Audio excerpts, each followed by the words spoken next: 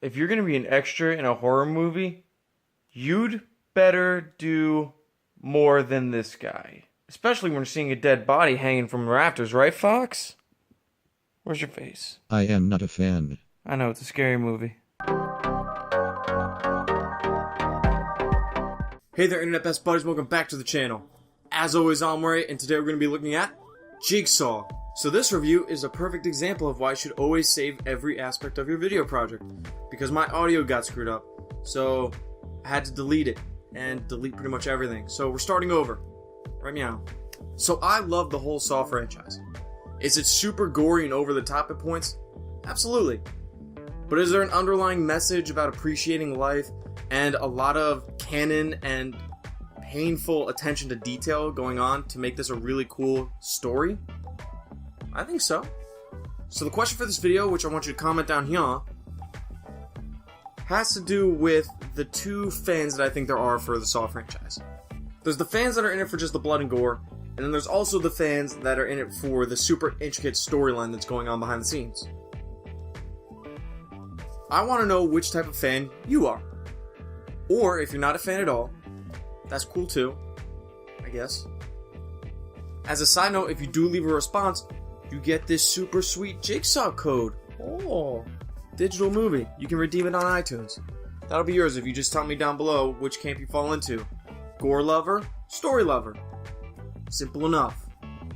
Also, while I have you right here, make sure to go down and subscribe so you can stay up to date with all the videos that I put out. Like the video, and share it with a movie-loving friend. Simple enough. A decade has... Oh my god, I can't read this with my glasses. A decade has passed since the death of Jigsaw, and a new game has started, causing many to fear the return of the serial killer, or even a copycat. The police are in a race against time to figure out if one of their own has restarted John Kramer's legacy by punishing to save, or if the legendary killer has in fact returned from the grave.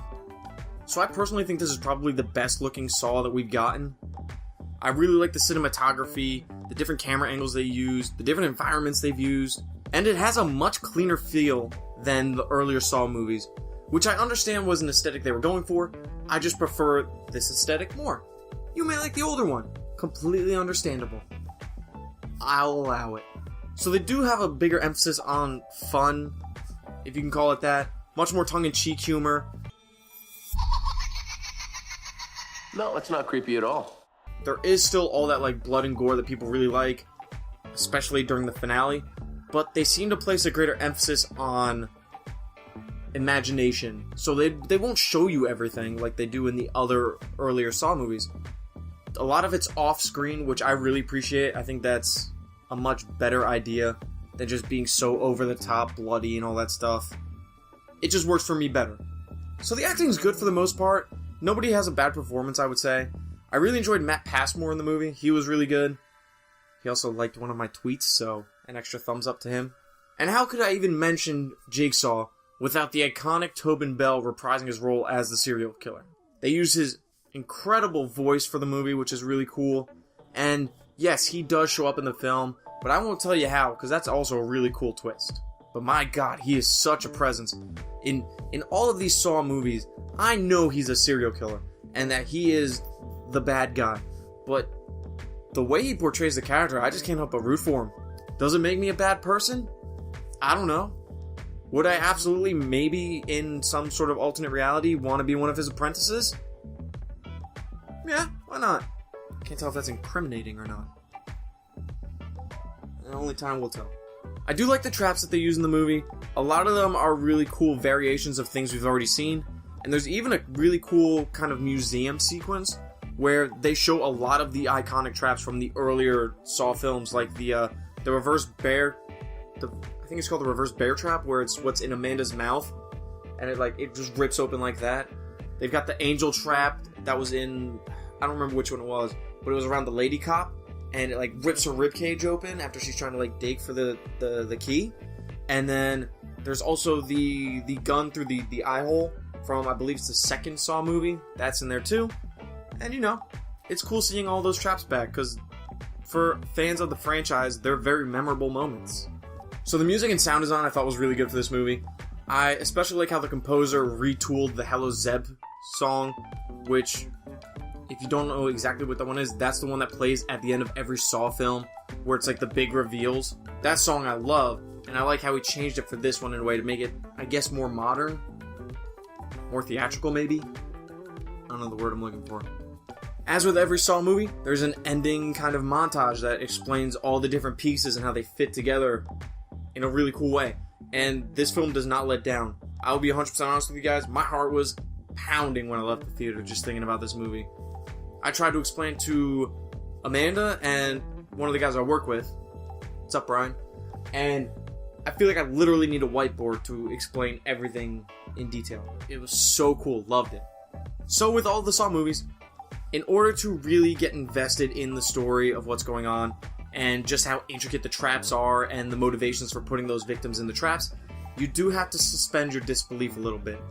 And that definitely has to do with some of the victims in this one, where there just doesn't seem to be a feasible way that the Jigsaw killer can know some of the things that he knows. Like, for example, one of the guys is in there because his selfish actions got his two friends and another driver killed. But the guy's like middle-aged now, and his actions referenced are from like when he was in high school. And I don't understand how you could possibly know that he was lying. Although I do like that at least the perception that Jigsaw is literally like this omnipresent, just all-knowing serial killer adds to his mystique a little. Unrealistic, absolutely. So is Jigsaw a great movie? Not necessarily, but it is still pretty good, and a welcome reinvention of the franchise that is on its 8th film at this point. I personally thoroughly enjoyed it. Jigsaw gets a 7 out of 10. I actually ended up seeing this movie twice in theaters when it released. I just took a long time to actually get the review out. But it did just come out on Blu Ray, which is kind of why I'm doing the review now. That's the Blu Ray there. I actually really like some of the behind the scenes stuff that they put in the bonus features. It was really cool. That was the first thing I watched.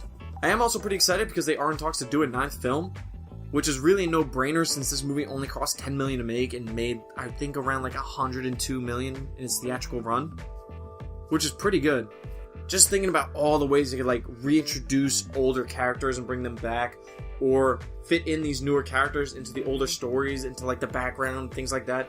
It's super cool just to think about because they're kind of known for like fitting characters into weird places where you wouldn't expect them to be. And I'm really hopeful for the franchise. So thanks again for watching, everybody. As always, it means a great deal that you're actually watching the videos. Like I said in the beginning, make sure to go and subscribe so you can stay up to date with all the videos, and so you can also be one of my internet best buddies. That's what I call all my subscribers. Again, thanks for watching, everybody. See ya.